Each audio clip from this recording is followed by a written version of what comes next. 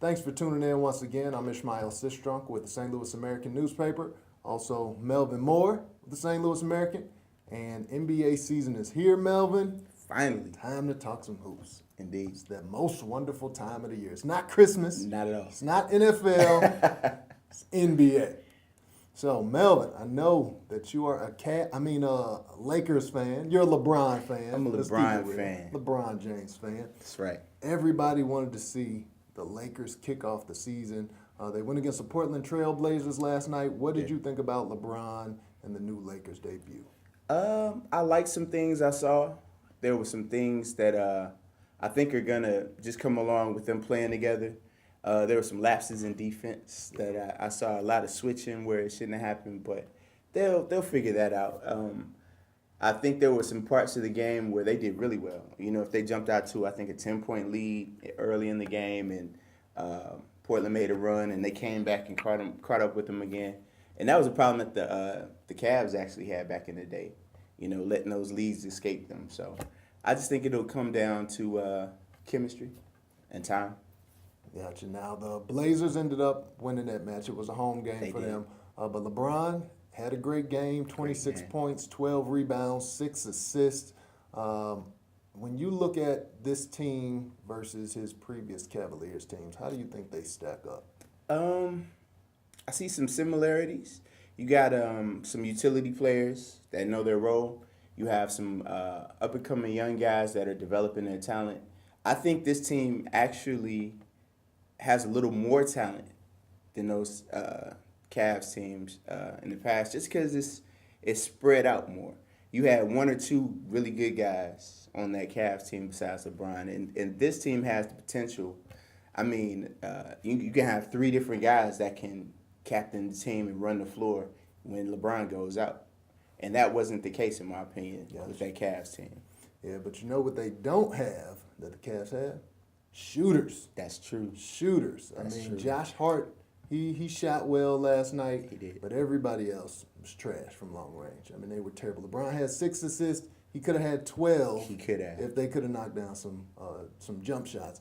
And that really was my biggest concern. Again, this is game one, so we're not going to read too much. But that was my biggest concern when they put together this roster. Rondo's not a shooter. Lance Stevenson's not really a shooter. Lance can shoot a little bit. Yeah, he can hit here and there. He'll get hot. But LeBron needs knockdown shooters around him. Kuzma wasn't shooting the ball well last night. He has that ability. Right. But I think the Lakers are going to struggle until they can get some shooters around LeBron James. Until is the key word.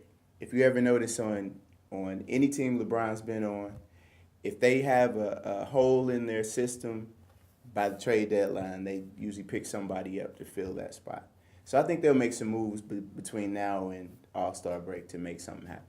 Yeah, we'll see. I mean, a lot of those guys they signed were one-year contracts, so I feel like they brought them in just for this first year, and I think next season will be when they revamp that roster. But they look like they're going to be an exciting team. They're going to be much better with LeBron James. Where do you think they'll finish at the end of the season, standings-wise? That's tough. That's tough. The West is a strong conference. I do believe they'll make the playoffs. I'm thinking maybe 6 or 7, something like that. Right. Depending on the moves they make. Yeah, I agree. I think that's about right. About 6 seed team, which we're not used to saying that about LeBron James, but that's the reality. In the West, you got a lot more competition and a lot more younger talent that's just not ready for the prime time yet. Right. So also, we got a lot of other action going on in the NBA. A lot of stars doing well. Have you noticed any outstanding performances or any players that you're looking at so far? I want to give a shout out to St. Louis's own Jason Tatum. Absolutely. Way to hold it down. He's making us proud. And I'm not a Boston fan at all, but I got to rep St. Louis. Yeah, Tatum balled out against Philadelphia 76ers, who are expected to be probably the biggest challenge or one of the biggest challenges in the East to Boston. Yeah. Tatum had 23 points, 9 rebounds, 3 assists, and looked like a veteran. He didn't look like a second-year player. He looked like an all-star player. Yeah. Working out with Kobe must have helped him out a little bit. That step back J was beautiful. Yeah, man. Step back, crossover. The game is solid. Jason. He had Embiid dancing a little bit. Right. And talk to him. So, and also shout out to Bradley Beal, who he dropped 20 in his first game. So, Beal, he's been an all-star. He's doing his thing as well. Yeah, definitely. And I know, and he just gives back to the community, man. That's another good thing. And I know Jason does too, but it's good to see these young guys, remembering where they came from. And once you get to that level, I can imagine it would be easy to forget about stuff like that. But right. So what about the East? We talked about the Lakers, talked about the West. Who do you see? Everybody knows Boston's a favorite, but who do you see really emerging in the East besides I think between Boston and Philadelphia, I think those are the two strongest. Like you said, first few games of the season, it's kind of hard to tell, but they're looking pretty good. Yeah, Ben Simmons is also another guy. He had a triple-double, right? Yeah, like Tatum, he's just balling out. I think James Simmons has averaging 16 points, 14 rebounds, 9.5 assists. So he's almost averaging a triple-double, and it's crazy because this was something that, besides Oscar Robinson, you didn't see it. Now you're starting to see these guys. Westbrook's done it the last 2 years. Yes. Simmons has the potential to do it. If not this year, definitely in the future. You got 6'10" point guard, can do everything but shoot. If he learns how to shoot, he's going to be a problem. Yeah, a real problem. Yeah, I agree. He's an amazing talent too, man. I think the Penny Hardaways and the Irving Magic Johnsons of the world kind of started this trend where the big man isn't just stuck on the post now. If you can handle the ball, they give you the opportunity. So he's taking full advantage of it. Yeah, it's almost like now if you really want to get on the court, you have to be able to handle the ball. You have to be able to shoot the ball. You're seeing so many guys, big guys, step out at that three-point line and knock them down. Embiid is another guy. Yep. He can knock down that three.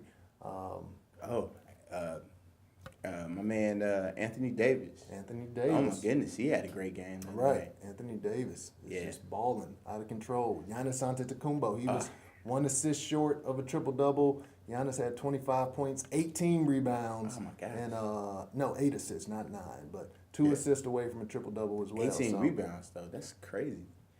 I mean that whole. I've had the opportunity to see him play in person, and he has a third gear that he shifts into, man, and it's amazing to watch.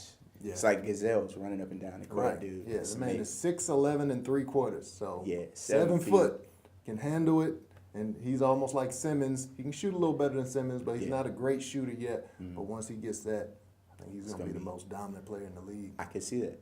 Yeah, I can see that. Like Jimmy Butler, you need us. You can't be without us. Trade me right now, coach. If you turn the station, if you don't subscribe to the St. Louis American right now, we're going full Jimmy Butler on you. Full Jimmy. Full Jimmy. So